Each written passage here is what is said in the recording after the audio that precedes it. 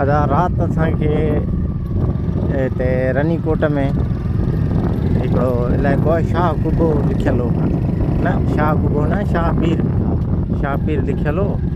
उते उन इलाइक़ो हिकिड़ो उते हुया रुस्तमाणी बरोच हुया फ़क़ीर। असांजो भाई दोस्त अल्ताफ़ रुस्तमाणी सम्झो त असां वटि इहो आहे मसइलो ज़ात वारो, ज़ात ते माण्हू थोरो वधीक अहमियत ॾिए थो, सो तंहिंजे करे अल्ताफ़ जे करे असांखे रिहाइश मिली ऐं राति असांजो जेको गुज़र थियो उहो हिते थियो। हाणे असां उतां खां निकिता आहियूं, हीअ पेचरा वरिता आहिनि राति उते गुज़ारण खां पोइ। हाणे वापसी वरी पंहिंजे मंज़िल तरफ़।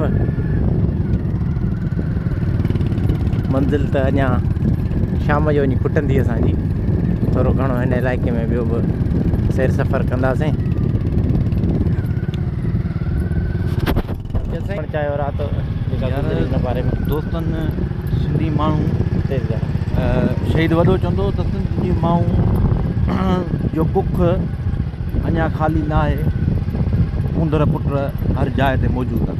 उंदर पुट पंहिंजी ॻाल्हि कचा दोस्त शाबस्तनि दोस्तनि खे हिकिड़े हाणे वाक़िफ़ थी करे मिलिया ऐं हिकिड़ो पंहिंजाइप जो मोहबत जो हिकिड़ो महसूसु कराए ख़िदमत कयूं। सॼी राति असां गॾु महिमान नवाज़ आहे, असांजी धरती महिमान नवाज़ आहे। उन जी निस्बत सां अहिड़े हिते जबल जे इलाइक़े में सियारे में काठीअ जो बंदोबस्तु करणु, वरी चांहि जो बंदोबस्तु करणु, बाहि ॿारे ॾियणु, सुबुह जो मानी।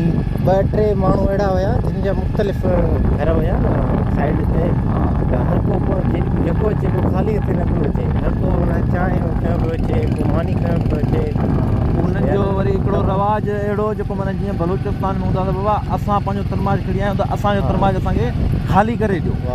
वरी हिकिड़ो ॿियो खणी आयो त वरी उन जो बि इहो ई शर्त, बाबा मुंहिंजी चांहि पियो मूंखे ख़ाली करे ॾियो बाबा। हाणे हा न त ही मानी जेकी खाधी बचाई अथव पंहिंजो खणी वञो।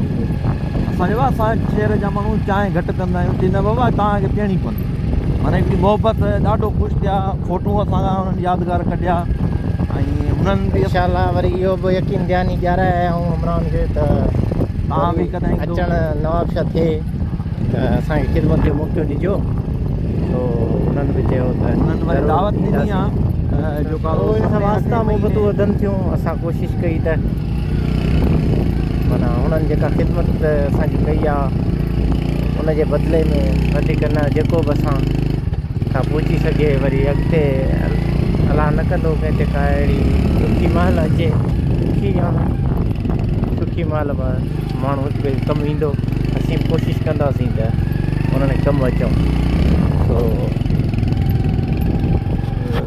कया रनीकोट या कुझु वधीक मंज़र मुख़्तलिफ़ तारीख़ूं आहिनि हिन कोट जूं माना साईं जीएम साहिब बि हिन ते लिखियो आहे। उहा तारीख़ जेका आहे सा मुकमल मूं पढ़ी कोन्हे ख़ुदि जो मां ॿुधायां, पर मूंखे एतिरी ख़बर पई आहे साईं हिननि ते लिखियो आहे। उनखां पोइ कुझु दानिश्वरनि तहक़ीक़ कई हुई हिन कोट जे बारे में त ही कोट राजा ॾाहर जो दौर हो। सिंध जो तमामु वॾो बहादुर माण्हू राजा ॾाहर, जेको हिकिड़ो लुटेरो मोहम्मद बिन क़ासिम, उन सां मोहम्मद बिन क़ासिम जेको सिंध ते हला करे आयो, उन सां विढ़ंदे पंहिंजी जान ॾिनी। राजा ॾाहर असांजे सिंध जो तमामु वॾो हीरो, उनजो फर्ज़ंद हुयो जयसीना ॾाहर।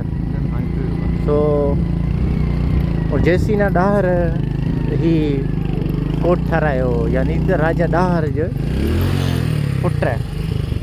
गाॾी फासी पई,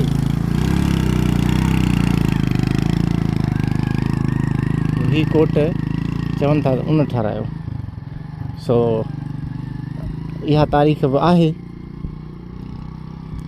सो इहा तारीख़ ॾाढी शाहूकार तारीख़ आहे ऐं इन ते यकीन करे सघिजे थो त इहा हक़ीक़त आहे। राजा ॾार सिंध जो तमामु वॾो नालो हो ऐं तमामु वॾो बादशाह हो। उहो ई शयूं करे थो सघे ऐं करे पियो सघियो। महिरबानी।